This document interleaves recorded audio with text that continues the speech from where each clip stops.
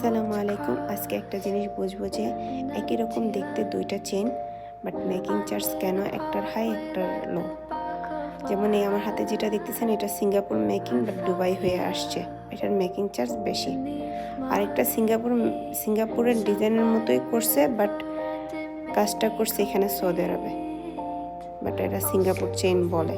তো এটার মধ্যে পার্থক্যটা কি দেখেন, লক দেখলেই বোঝা যায় যেটা সৌদি আরবের মেকিং এটা এস, আর যেটা দুবাই মেকিং সিঙ্গাপুর থেকে দুবাই মেকিং হয়ে আসছে সেটার হচ্ছে লকটা দেখেন অনেক স্ট্রং হয়, লকে অনেক চেঞ্জ হয়, সেই জন্য ওদের কাজটাও অনেক নিখুঁত হয় যেটা দুবাই মেকিং হয়ে আসছে।